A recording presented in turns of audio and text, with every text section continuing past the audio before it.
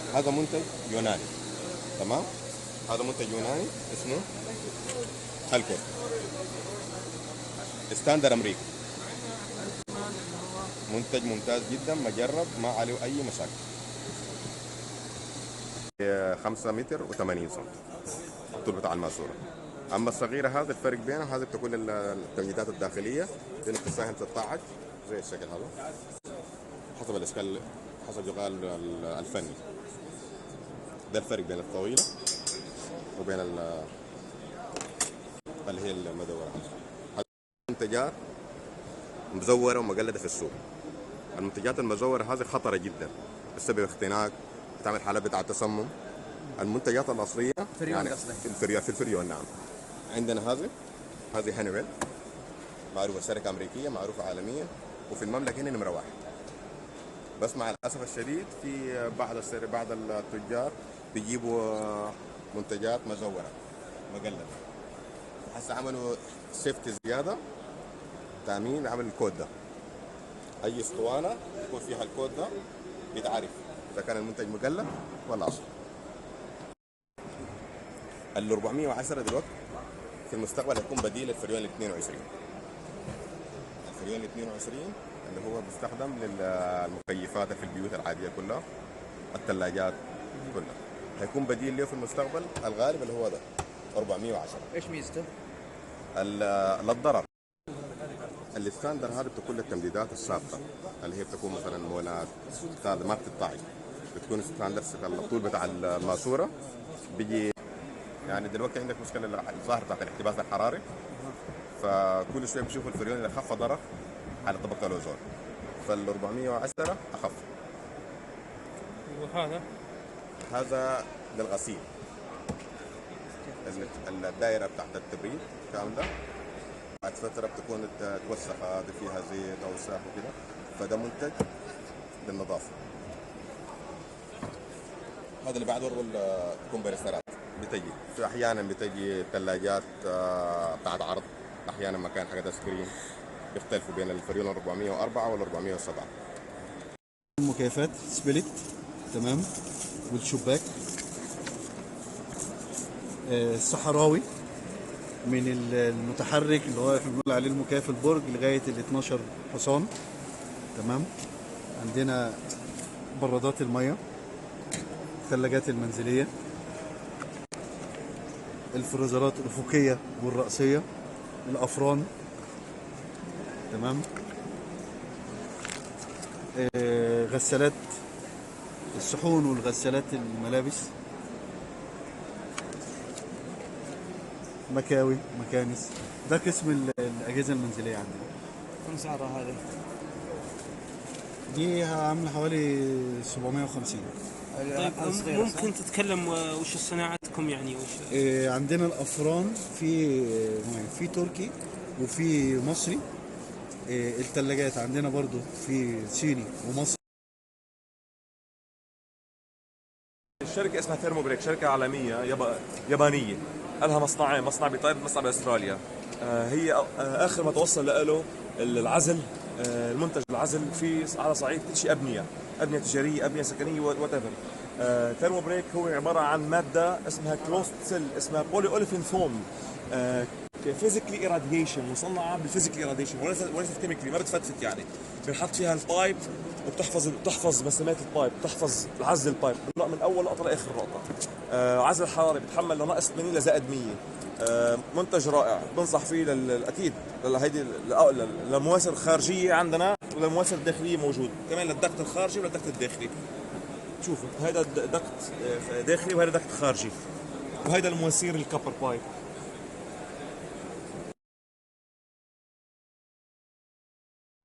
طبعا هذه المكيفات في عندك اللي تحت هذا الانفرتر، واللي تحته انفرتر الموفره للطاقه. هذا يجي تبع الهيئه، تبع المبادره السعوديه حقت كفاءه الطاقه.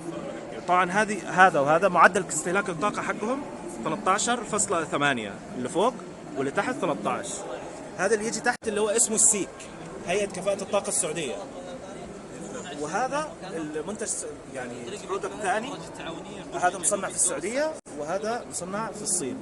وهذا المكيف العادي مطابق برضه للمواصفات، اللي طبعا اقل شيء الحين في الحكومه تبع الحكومه السعوديه لازم يكون اقل شيء 11.8، فهذا محقق 12.2، واللي فوقه محقق 12.35.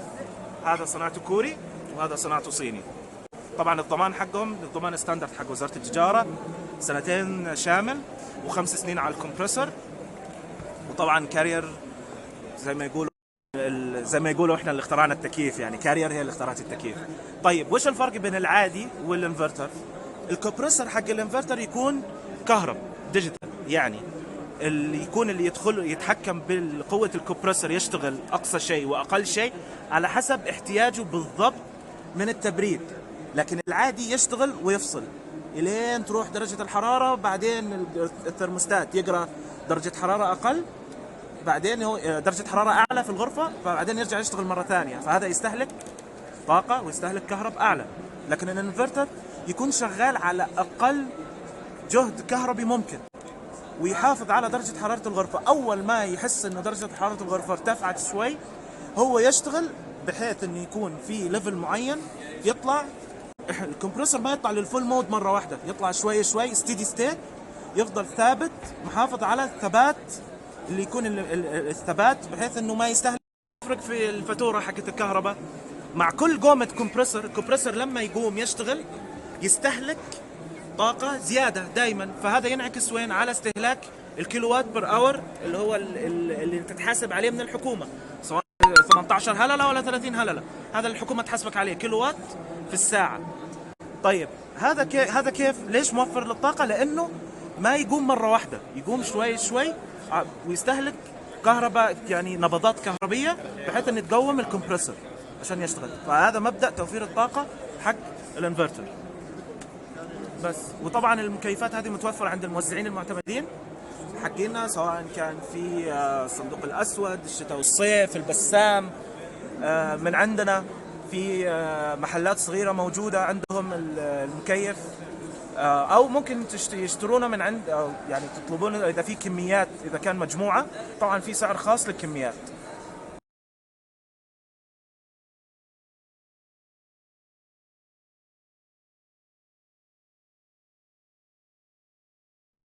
طيب بسم الله الرحمن الرحيم. هذا نظام الميني في ار اف. عندك 3 اندور يونت مختلفين كاسيت. نبدا من تحت. اوكي، داكتنج تايب وسبيلت تايب وداكتنج، متوصلين كلهم بوحده خارجيه. هذا يسموه ميني في ار اف. هذا متوصل. هذا نظام موفر للطاقه، الكمبرسور تبع الانفرتر. وتخيل انت بدل ما كان عندك 3 وحدات خارجيه صارت عندك وحده. تفضل صور الوحده الخارجيه. كان عندك وحدة خارجية واحدة فقط هي اللي تربط الثلاثة مع بعض. وعندك خط واحد بايب، كبر بايب مع سيبريشن تيوب موزع، يبدأ يعطي كل مكيف. فبالتالي زائد انه لو تلاحظ تحت الاير ستيج، هذا البراند نيم الانفرترز، اللي هو سرعة الكمبرسور بدرجات، اللي هو موفر للطاقة. كنا نتكلم على الميني في ار اف. هذا هو الفي ار اف نفسه الرئيسي، اللي هو السكيل العالي. يعني هنا في الصغير، الصورة الفيديو الاولاني كنا نتكلم على السمول ابارتمنت، الشقق الصغيرة اللي تحتاج ماكسيمم 4.5 طن، يعني حوالي 54,000 وحدة. هنا لا، هنا بنوصل. هنا عندي لو اوضح لك، هذا الكمبرسور بيبدأ من 6 طن إلى 12 طن. عندي 5 موديلات، واقدر اوصل بالسيستم الواحد الى 36 طن. يعني ممكن فيلا واحده عباره عن مثلا 36 الى 40 طن اكيفها ب3 او الدورينيت، وتكون جوا عندك مثلا 10 غرف 15 غرفه، بشرط انه ما نتجاوز ال 40 طن. وطبعا هنا هذا اللي تكلمنا عنه قبل شوي، نظام الفي ار اف. هذا نظام التحكم، الكنترول سيستم ديزاين. نقدر نستخدم البي ام اس سيستم ونربطه البيلدينج مانجمنت، نقدر نربطهم بالجهاز. يعني يصير تقدر تتحكم بالسيستم ده كله عن طريق الكمبيوتر. تقدر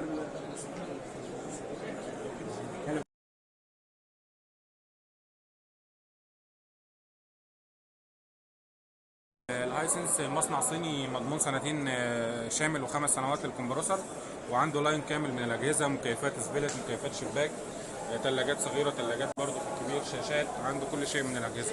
مضمون ضمان الزقزوق، شركه الزقزوق للاجهزه المنزليه، 2 شاملين و5 سنوات ضمان الكمبرسور. ممكن تشرح لنا الفرق بين المكيفات؟ في 18000 وحده، في 24000 وحده.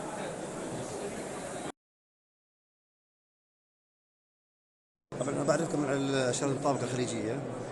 هذه الزاميه الان على جميع الاجهزه الكهربائيه، جميع الاجهزه الكهربائيه المنزليه. ننصح المستهلك ما يشتري اي جهاز كهربائي او لعبه اطفال الا موجوده عليه هذه الشاره. هذه الشاره تدل على سلامه وامان المنتج، فبالتالي يحصل المستهلك على منتج سليم وامن ان شاء الله. على السيارات كفاءه اقتصاد كل المركبات، احنا بينا فيها بطاقه كامله. عندنا الان بروشور موجود مبين عليه تعريفات كامله على اساس المستهلك يكون على اطلاع. وايضا بيانات بطاقه الاقتصاد وكود الاطارات موجوده ايضا بروشور يبين للمستهلك كيف استخدامها وكيف يتعرف عليها. هي طبعا واضحه، هي الان الزاميه على جميع الاطارات وهذه الزاميه على جميع السيارات. شوف هذه شاره طابقه خليجيه موجوده على المكيفات، على الثلاجات، على الاستشوار، على الميكرويف، كل الاجهزه المنزليه ما يخص المنزل ملزم انها تكون عليها شاره الطابقه الخليجيه هذه مع الباركود، ويقدر المستهلك يتاكد من الباركود ان هذا المنتج نفسه يعني.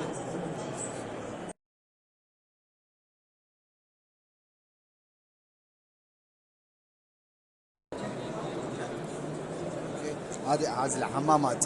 هذه الحمامات يجي 3 طبقات. هذا يجي اول سايل نفسه كده، اوكي، برميل يجي زي هذا برميل كبير، اوكي. هذا انت تسوي 3 طبقات سماكات زي كده، اوكي. عازل حمامات، مطابخ، خزانات زي كده. هذا عازل فوق سطح، عازل فوق البلاط او فوق عازل ماي يعني، اوكي. هذا فوق الشينكو، عازل فوق الشينكو. إذا في ورشة مستودع كبير كده يجي عازل فوق. هذا عازل حراري يعني، هذا عازل حراري 3 سم 4 سم كده 3. في يجي فوق كوتنج عازل ماي برضه. بس وين يجي؟ وين ركب جدار ولا؟ لا فوق السطح. فوق السطح. فوق السطح هذا. اوكي. كيف اسعاره؟ HVAC. اقل دكت اقل.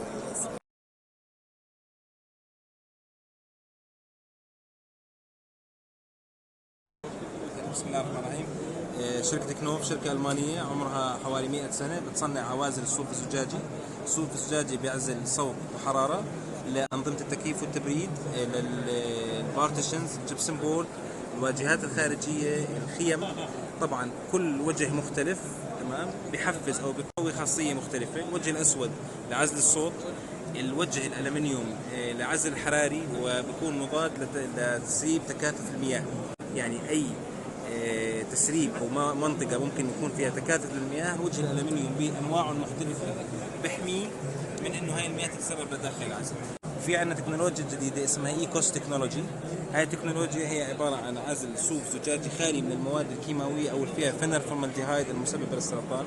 بيعمل حكه اقل، ملمس انعم واطرى، تمام، وما له رائحه حتى تقدر حضرتك يعني تجرب. طبعا اسم الشركة هي كنوف للعوازل، شركة ألمانية لها حوالي 55 مصنع منتشرات في العالم. أقرب مصنع في أبو ظبي اللي بنورد منه المملكة. موزعنا المعتمد هو عصام قباني، تمام. بتلاقي عنده مخزون، وبتلاقي عنده شباب مدربين مجهزين بيعرفوا يتعاملوا مع المنتج، بيعرفوا يشرحوا عنه، وبتقدر توجه لهم في حال إذا تحتاج أي مواد في جميع أنواع العزل. عزل الجدران، الأسطح، أنظمة التكييف والتبريد، الجبسن بورد، عوازل الأسطح الخارجية، الفساد في خارج المباني، وهي مادة غير قابلة للاشتعال. وزي ما بتشوف حضرتك البروشور هذا معها شهادات عالمية من مختبرات عالمية، ايزو، UL، تدعم الحكي اللي حكينا، مختبرات دبي.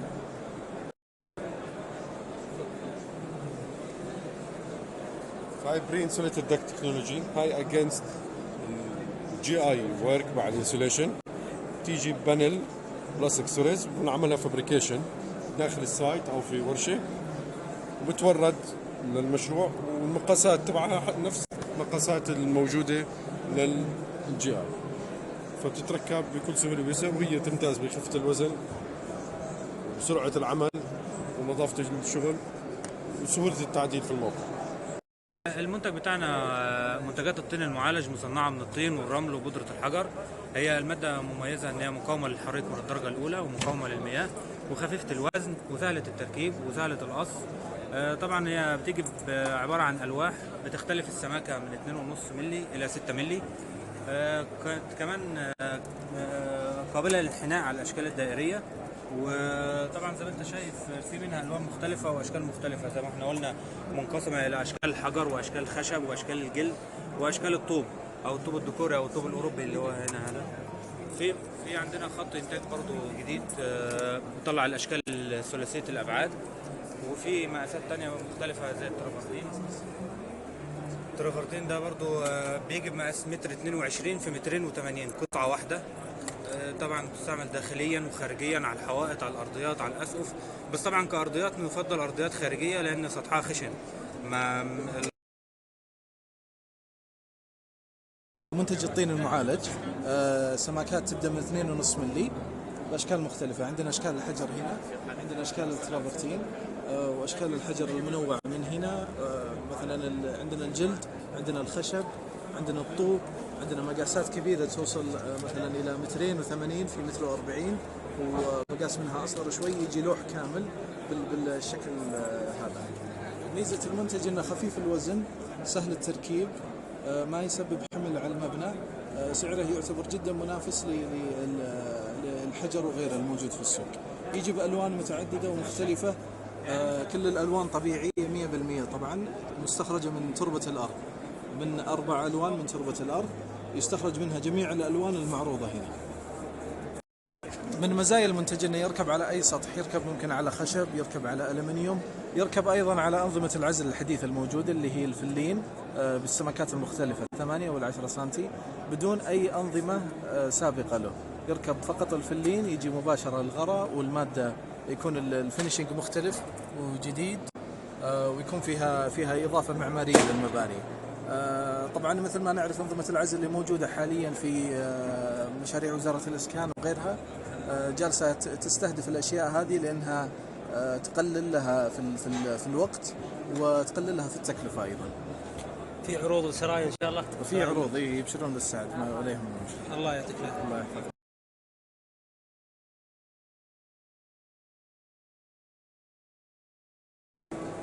السلام عليكم ورحمة الله. نحن في شركة صخور نجد للحجر والجرانيت، ننتج الحجر الطبيعي زي ما تشوف أخوي. هذه الزخرفة، في عندنا زخرفة يدوية، في عندنا زخرفة بالCNC. طبعا الحجر الطبيعي ميزته يعني وجماليته في المقاوم زي ما يقولون للظروف المناخية. طبعا يختلف ويجي مختلف السمكات والألوان. هذا مثلا الأصفر، هذا كريم، هذا أبيض، هذا الأصفر هنا. مثلا عندك التيجان هذه أو المداخل الشبابيك، جميع مثلا الزخرفة، سواء مثلا الزخرفة القديمة الرومانية أو تكون مودرن باستطاعة المصنع أن ينتجها. أيضا في الجماليات، التشطيب، النوافير، الحدائق. اي نعم، زي ما اسلفنا ايضا في الاستندرات او يسمونها استندرات اللي هي الواجهات الخارجيه بمختلف التشطيبات، يسمونه المصنفر او المجلي او البوشارده. هذه كلها في الحجر الطبيعي. في كرانيش وديكورات تكون بسيطه وهذه يكون سعرها اقل، وفيه مثلا زي الاعمده هذه والكرانيش تكون أكثر. هذه طبعا تكون للمداخل، أيضا يجي منها للكرانيش اللي فوق في المباني. هذا بما يخص الحجر. في عندنا الجرانيت، هذا طبعا جرانيت سعودي، يجي برضه التشطيبات تختلف، سواء مثلا ملمع مجلي يسمونه البوليش أو الفليم أو السانت بلاست. غالبا هذا يكون مثلا في الأدراج أو الأحواش، ما يعني كثير مرغوب داخل البيوت السكنية إلا في المجمعات التجارية. طبعا ميزة صلب كما أسلفنا، ميزة الجرانيت السعودي صلب جدا، مقاومة الامتصاص يعني ضعيفة جدا، وهذا شيء محبذ في الأحجار الطبيعية. وزي ما أسلفنا أنه يكون في الأحواش أو في الأدراج. عندك مثلا هذه زي ما يقول المشاريب، أيضا برضو ممكن يستخدم للسلالم، هذه ايضا من هذه طبعا كلها نحت يدوي هاند ميد، في منها زي ما اسلفت لك تكون CNC. ايضا من التشطيبات في الاحجار، مثلا الطاوله هذا من الجرانيت، والقاعده من الحجر، كلها ممكن تصير حجر او جرانيت. هذا الكرسي ايضا يكون في الحدائق. هذا مثلا زي في النوافير والمغاسل. طبعا شوف جمالية الحجر. طبعا يفضل هو او ميزته عن الحجر الصناعي انه هذا بس لو مسحته يكون محتفظ بلونه، عكس مثلا الاشياء الصناعية قد يكون فيها تغير في اللون.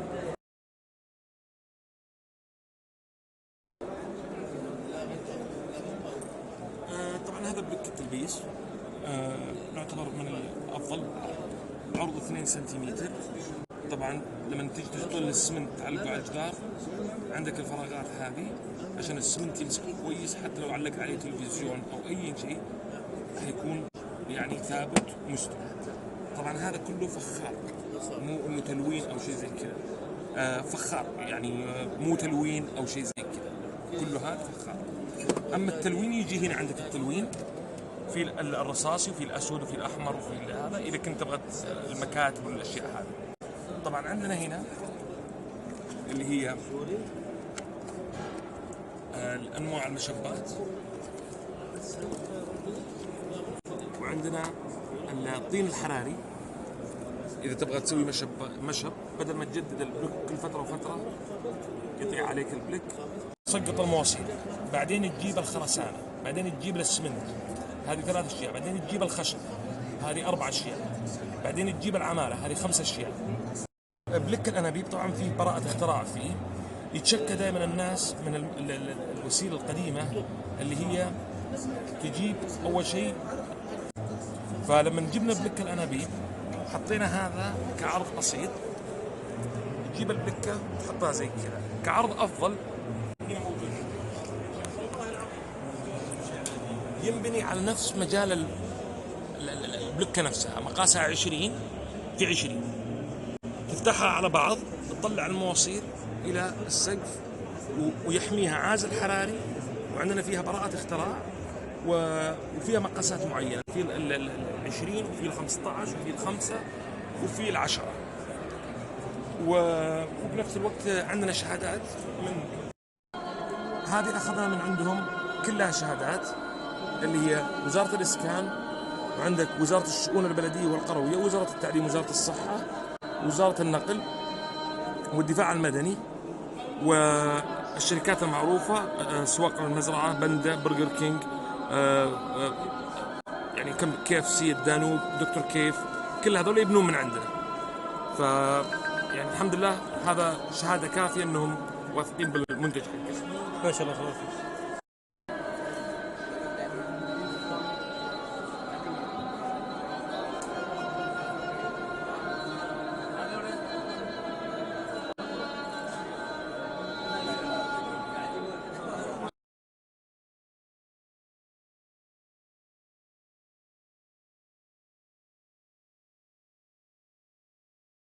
السلام عليكم. نحن مصنع البداهة للصناعات الحديثة، متخصصين في الأصلح الصلبة، رخام صناعي، ضمان 10 سنوات، تنفيذ كافة مناطق المملكة، ننفذ أي تصميم أو أي شكل العميل محتاجه، أيا كان الموديل، أيا كان التصميم، أيا كان المقاس، كافة مناطق المملكة.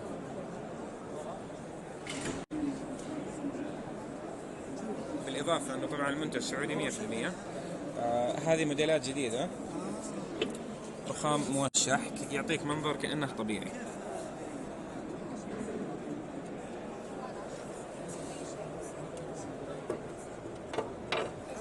عندنا هنا أكثر من 60 لون، هذه بعض الألوان. في المصنع عندنا في الشركة أكثر من 100 لون، معتمدين من أغلب الوزارات الحكومية، منتج من مضاد البكتيريا، معتمد من وزارة الصحة، من أغلب الوزارات الحكومية. بالنسبة للموديلات أو التصاميم، هذه واحدة من الموديلات نقدر نسويها في أي شكل محتاجينه، سواء كان الممرات الخارجية أو الداخلية. أهم شيء إنه ما يكون بشكل مباشر تحت أشعة الشمس. تأسيس جديد، طريقة تثبيت جدا سهلة، تركيب سهل، صيانة جدا بسيطة، مثلا زي هذه المغسلة، في حال إن حبيت تنظيف هذا يعني شال حوض عندك عادي تقفل،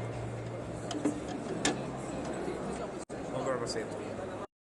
السلام عليكم، اهلا بكم في منصه صناعات العيسى.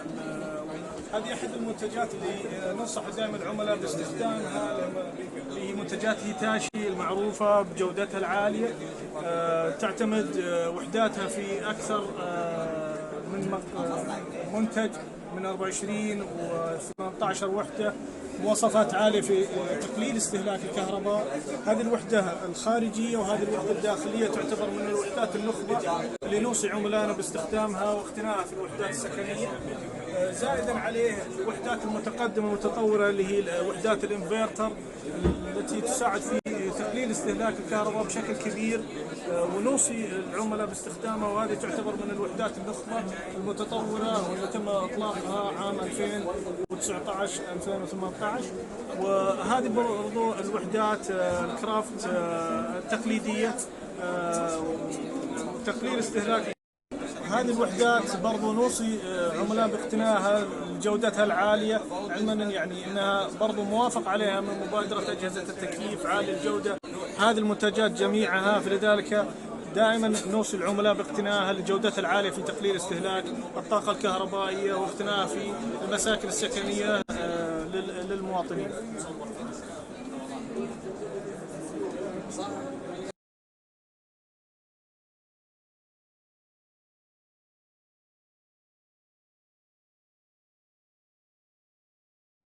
سكين روك حجر طبيعي 100%، عليه ضمان 15 سنة، شركة سويسرية سعودية سويسرية.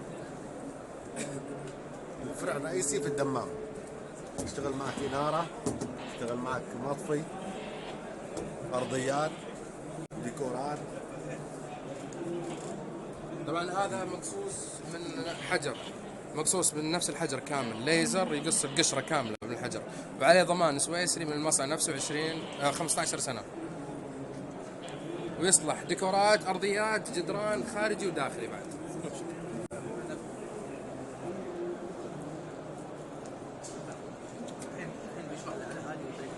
هذا الحجر نفسه، هذا عينة منه. طبعا هو تقدر تركب أنت على مثلا إذا كان عندك عواميد تقدر تركبها لأنها تنحني كاملة، يعني تلبس كاملة من إلى.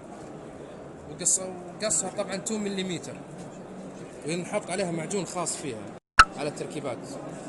وإذا حاب إضاءة تركب إضاءات تحت، احنا نركبها عليها فوق، على قزاز، على خشب، على جبسن بورد، على طابوق، على الياسة وبدون الياسة بعد.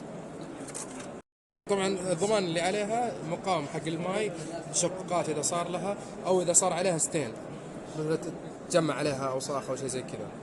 وسهل تنظيفها، لو صار عليها حكه تجيب اي ليفه وتنشال على طول، فما يحتاج انها اي ماده ثانيه. اماكن استخدام خارجي وداخلي، تقدر تستخدمها في حدائق، تقدر تستخدمها خارج البيوت، منازل برا، تقدر تستخدمها داخل البيت، جدران وارضيات كزاويه معينه حلوه كذا تستخدم فيها.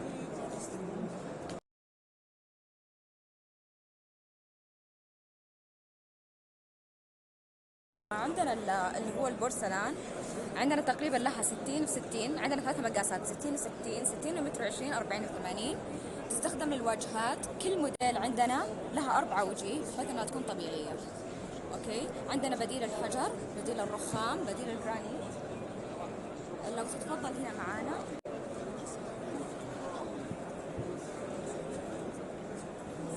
عندنا هنا 40 و80 تستخدم للواجهات الكلادنج والجدران الوولز الداخليه، اللي هي تكون السور المحوشه، الاسوار الخارجيه، عندنا المسابح، منطقه البيسين. وفي عندنا مشاريع هناك كمان قدام شوي في البوسترز، وضح لنا عندنا مشاريع كبيره ماخذينها. عندنا وزاره الاسكان متعاملين معها، وزاره الدفاع، وزاره التقاعد، كل الوزارات الحكوميه متعامله معنا وعندنا اعتمادات عليها. طبعا كل البلاطن عندنا مضاد للبكتيريا، مضاد للكسر، مضاد مقاوم للغبار، للرطوبه. عندنا ضمان لمده. احنا المصنع الوطني الوحيد اللي بينتج بلاط 2 سنتي، مضاد للبكتيريا، مضاد للغبار وعوامل